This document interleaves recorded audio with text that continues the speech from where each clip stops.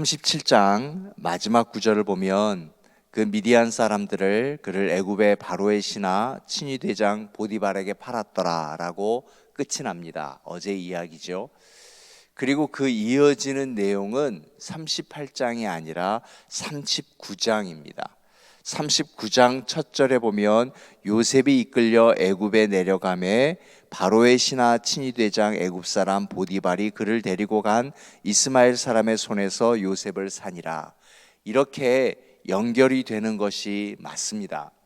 그런데 오늘 갑자기 38장은 전혀 다른 이야기가 전달되는데 잘못된 편집이 아니라 성경이 우리에게 주는 분명한 메시지가 있을 겁니다. 그런데 오늘과 내일 이 38장은 지금 우리 현재를 살아가고 있는 우리가 이해하기 어려운 문화와 또 어려운 접근 방법이 있습니다. 그래서 오직 성경으로만 이것을 보고 또 이 안에서 우리가 교훈과 기도 제목을 찾았으면 좋겠습니다. 자, 아무튼 38장은요, 이제 요셉이 팔려간 이후에 시간이 굉장히 흐른 겁니다. 그냥 바로 이어지는 것이 아니고 꽤나 긴 시간이 흘렀고요. 그때 이제 유다가 등장합니다. 유다는요, 처음에 형들이 요셉을 죽이려고 했지만 유다가 우리 죽이지 말자, 동생을 어떻게 죽이냐, 차라리 팔자, 이렇게 제안을 했던 것이 유다이고 또 그 안에 동생을 아끼는 그 마음은 있었던 것은 분명합니다. 그리고 이제 내일 말씀드릴 거지만 이 유다를 통해서 또 다윗과 예수 그리스도의 계보가 이어지는 아주 중요한 혈통이기도 합니다. 자, 그런데 문제가 시작되는 겁니다. 자, 우리가 읽었던 2절 보면 이렇습니다. 유다가 거기서 가나안 사람 수아라 하는 자의 딸을 보고 그를 데리고 동침하니라고 했습니다. 자, 성경이 이어지는 거 보면 그냥 원만한 결혼은 아닌 것 같죠. 그냥 아내를 삼았더라 그랬어야 성경에 그 표현이 맞는 건데 그냥 좋아 보여서 데리고 동침했다라는 겁니다. 어떤 성적인 범죄가 있는 것이 분명하고 또 아름다운 결혼의 관계는 아니었습니다.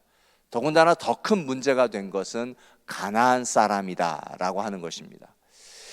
창세기에 계속 성경은 반복적으로 언급하고 있습니다. 가나안 사람과 이스라엘 사람은 결혼하지 마라. 이것은 서로 종족 간에 어떤 반목을 삼으려고 하는 것이 아니라 하나님의 사람 성도에게 분별력을 갖는 것이 중요하다. 무엇이 선한 것이고 무엇이 악한 것인지, 그리고 또 하나님의 것과 그렇지 않은 것을 분별하기 위한 하나님의 훈련이고 하나님의 법이었습니다. 여하튼 구약에서는 가나안 사람과 이스라엘 사람은 하나님의 법으로 결혼하지 말라 하였는데 유다가 이러한 결혼을 또 이렇게 이어져 간 것입니다. 일단 성경이 첫 번째 보여주는 것은 이것입니다. 자, 요셉은 강제로 가족과 헤어졌습니다. 본인의 의지가 아니었습니다. 강제로 헤어졌는데 이제 44장을 넘어가게 되면 요셉은 형통의 길이 열립니다. 다른 나라에서 팔려간 노예에서 신분이 바뀌어져 가면서 놀라운 축복을 얻게 되죠. 그리고 또 가족과 함께 만나기도 합니다. 반면 유다는 자기 스스로 가족을 떠나버렸습니다. 그리고 좋지 않게 그럴 수밖에 없지요. 가나안 사람과 결혼하지 말라라고 하는 분명한 법이 있는데 자기가 잘못해서 가나안 여인과 이제 결혼하게 되었는데 그곳에 있을 수가 없지요. 떠나게 되었습니다.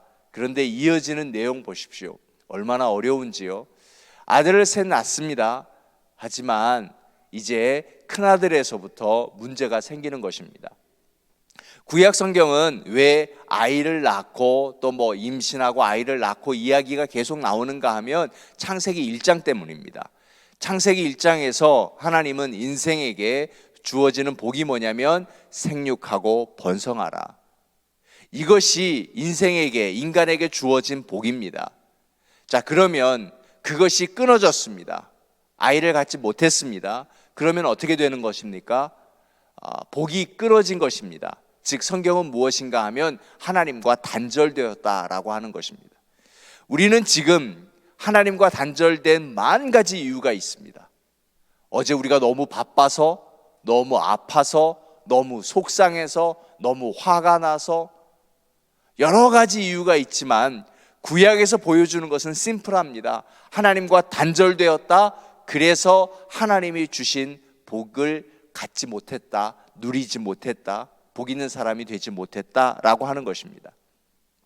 그렇다면 여기서 원인이 무엇인가를 우리가 찾아내야 되는 거죠. 왜 하나님과 단절되었느냐? 근데 저는 앞에서 말씀을 드렸습니다. 유다는 요셉을 살려냈던 사람이라고요. 성경이 늘 보여주는 것은 양쪽입니다. 선함이 있는데 그 속에 악함이 있습니다. 악한 사람이 분명한데 그 속에도 선함이 있습니다. 그런데 문제는 우리가 한쪽만 봅니다. 저 사람은 선하다, 선한 것만 보고 그 악이 있을 때 너무 실망해 버리고요. 저 사람은 악이다, 그러면 그걸로 끝나버립니다. 그 안에 선을 보려고 하지를 않습니다. 우리는 그 모든 것을 다 볼 수 있어야 합니다. 그래서 오늘 우리가 선한 일을 봤을 때 그 속에 악함이 없기를 기도해 주어야 하고요. 악한 이 속에서 저 사람은 악하다라고 단정 지을 것이 아니라 그 속에 있는 선이 힘을 발할 수 있도록, 더불어 나도 마찬가지입니다. 나는 결코 선하거나 나는 결코 악하지 않습니다. 내 속에 선과 악이 있습니다. 그래서 선이 일을 하게끔 해야 되는 것이죠.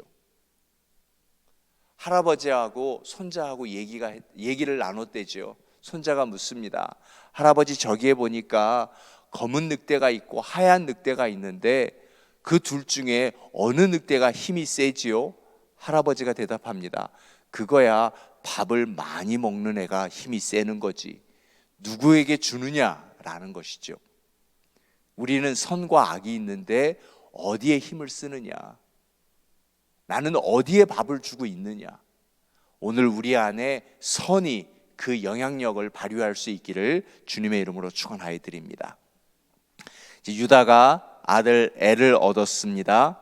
그리고 엘의 배필 다말이 소개됩니다. 이제 내일 이 유다와 시아버지와 다말 며느리를 통해서 공교롭게도 아이러니컬하게도 다윗의 계보가 이어지고 이제 예수 그리스도가 거기까지 이어지게 되는 것입니다. 오늘 그 전 단계입니다. 자, 다말이 이렇게 소개됩니다. 그런데 말씀드렸듯이 이제 문제가 생겼습니다. 유다로부터 생겨났던 문제, 분명히 잘못된 거잖아요. 하나님의 법을 어겼어요. 그리고 건강한 방법이 아니었습니다. 그렇다면 분명히 회개해야 되는데 성경 어디를 보아도 유다가 회개했다라는 내용이 없습니다.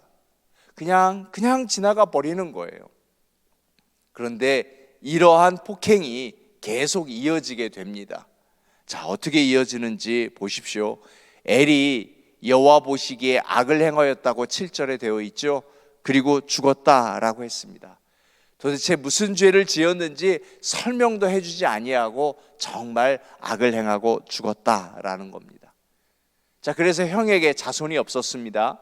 고대 근동 법에 의하여서 형이 자손을 낳지 못하고 죽게 되면 그 동생이 그 일들을 해야 되는 것인데, 동생이 아니 형수를 통해서 아이를 낳아도 내 아이가 아닌데, 당시 자녀는 또 가축의 모든 새끼는 재산이었기 때문에 이건 내가 왜 그런 일을 해? 하지 않았습니다. 이 또한 법을 어긴 것이기 때문에 동생 오난도 죽임을 당했던 것입니다. 이렇게 두 아들을 잃게 되었습니다. 자, 그렇다면 어떻게 주어야 합니까? 그리고 보니까 성경에 지나가는 이야기 보니까, 자, 막내가 셀라가 장성할 때까지 친정에 가 있으라 라고 하는 것으로 봐서 막내는 굉장히 어린 듯 싶습니다. 그렇다면 시아버지가 며느리를 위로하는 것이 마땅하잖아요. 하나님의 사람, 하나님의 성품, 하나님의 사람은 하나님의 성품이어야 하는데 하나님의 성품은 위로자입니다. 온유자입니다. 그런데 위로해 주지 않습니다. 온유함이 없습니다. 다말을 친정으로 내쫓아 버렸던 것입니다. 이래서는 안 되는 것인데 이렇게 잘 다스리고 온유하고 위로해 주어야 하는데 이 속에 끊임없이 악함이 자리 잡고 있다라고 하는 것입니다. 자, 그렇게 다말은 친정으로 쫓겨갔습니다. 성경이 보여주는 것은 이것인 것 같습니다. 오늘 38장 1절부터 11절까지 해서 우리가 배울 수 있는 것은 무엇인가 하면요, 요셉은 노예로 팔려가는 최악의 상황에서 하나님의 백성다운 모습을 보여주었고요, 유다는 그만 부끄러운 모습을 보이고 말았습니다. 그러니 우리는 환경의 문제가 아닌 것 같습니다. 우리가 환경에 처하면 이거 하나님의 벌인가? 하나님의 저주인가? 쉽게 말해버리고 나는데, 그런데 최악의 상황 속에서도 우리가 하나님 앞에 올바로 서 있다면 그 환경은 언제든지 반전될 수 있고 이길 수 있다라고 하는 것입니다. 그러므로 우리가 환경을 탓할 것이 아니라, 뭘 말할 것이 아니라 우리의 시선은 늘 하나님께 고정돼 있어야 한다라고 하는 것입니다. 이제 우리 온 교회가 깨어나기 위해서 선교를 합니다.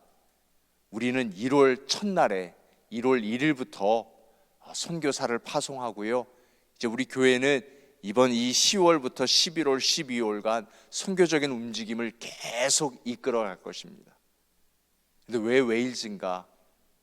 교회 성장학 학자들이 각 나라별로 지역별로 얘기를 하는데요, 웨일즈를 앞으로 10년으로 보고 있더라고요. 10년이 지나면 웨일즈의 교회가 없어지게 된다. 1904년에 전 세계의 부흥을 이끌었던 부흥의 불씨가 바로 웨일즈 땅에서 일어났는데요, 그런데 그만 그곳이 이렇게 되었다는 것입니다. 1904년에는요 이런 일이 있었대요. 도둑하는 사람이 물건을 훔쳐놓고 너무 하나님 앞에 부끄러워서 다시 그 자리에 2배나 갖다 놓았대요. 술집이 스스로 문을 닫았대요. 그런데 지금 웨일즈는 교회를 팔려고 내놓았습니다. 부동산 업자가 교회를 팔려는데 너무 낡아서 오래돼서 크기만 커서, 더군다나 지금 전쟁으로 우크라이나에서 에너지가 공급되지 않기 때문에 이 겨울에 에너지를 공급할 수 없어서 팔리지도 않고 모이지도 않는데요, 거기에 우리가 하려고요. 물론 우리 자녀를 보내는 것이지만 자녀만 보내는 것이 아니라 이제 우리가 왜 가야 하는지를, 왜 그 땅에 그런 일이 일어났는지, 이 땅도 예외는 아닙니다. 그러므로 우리가 어떻게 살아야 하는지, 우리의 시선을 어디에 고정해야 되는지 그것을 보자라고 하는 것입니다. 지금 일이 이렇게 되어져 가는 것은 하나님은 유다의 결혼관계를 인정하지 않으셨던 것입니다. 그렇다면 여러분, 우리 삶에서 지금 하나님이 인정하지 않는 것은 뭐가 있을까요? 분명히 하나님이 인정하지 않으시는데 내 고집대로 가버리는 것들은 뭐가 있을까요? 우리 중에 있거든요. 그거 찾아보자라는 거죠. 그래서 그거 회개하자는 거죠. 그거 돌이켜야 된다라고 하는 것입니다. 하나님 안에서 인간, 달러 안에만 써놓지 말고 삶이 그래야 되는 것 아닙니까? 하나님 안에 있느냐? 그래서 다윗이 하나님, 주 밖에는 복이 없나이다라고 고백하지 않았습니까? 하나님 안에 있는 것이 얼마나 소중한 것인지. 환난을 당하여도 풍랑을 당하여도 주 아니면 되는 것입니다. 주 아니면 되는 것입니다. 베드로가 주와 함께 물을 걸었지만 그리고 바다에 빠졌잖아요. 사람들은 얘기합니다. 아유, 믿음이 없어서 빠졌어. 그렇지 않아요. 성경을 보세요. 믿음이 있으니까 주와 함께 걸었었죠. 하지만 빠질 수 있어요. 그런데 베드로가 물에 빠져 죽었나요? 배로 왔어요. 어떻게 배로 올 수 있었을까요? 옆에 주님이 계셨거든요. 주와 함께 걸어서 함께 있었잖아요. 빠지더라도 주와 함께 그 손을 붙잡고 다시 배로 올 수 있는 거예요. 성경은 그걸 전하는 건데, 주와 함께 걸었다, 풍랑을 보니 빠졌다, 믿음이 없어졌다, 성경 그거 전하는 거 아니었어요. 주와 함께 있는 것을 우리에게 전하고 있는 거예요. 지난 월요일부터 금요일까지 주와 함께 잘 있으셨습니다. 오늘도 또 주말도 예배 전날까지 주와 함께 하나님 안에 머물러 계시기를 주님의 이름으로 축원하여 드립니다. 우리 이 말씀 붙들고 함께 기도하겠습니다. 하나님이 인정하시는 삶, 그리고 내 안에 분명히 하나님이 인정하지 않는 것이 있는데 회개치 않고 돌이키지 않는 것, 하나님 기도 가운데 찾아내고 하나님이 아니신 것 바로 돌이킬 수 있는 믿음이 있게 해달라고, 그리고 하나님 안에 머물러 있게 해달라고 오늘 저녁 금요 기도회 위에서 기도해 주시고요. 이제 웨일즈 선교, 우리 선교팀이 다 채워졌습니다. 이제 이 선교팀이 가기 위해서 우리 온 교회가 깨어나야 되는데, 그냥 유스그룹 EM을 보내는 것이 아니라 우리 온 교회가 기도함으로 웨일즈에 갈 수 있도록, 우리의 기도가 먼저 그 땅에 가 있어야 우리 자녀들이 안전하게 또 선교 활동, 복음을 전하는 일들을 할 수 있습니다. 그 일을 우리가 할 수 있도록 함께 통성으로 기도하도록 하겠습니다.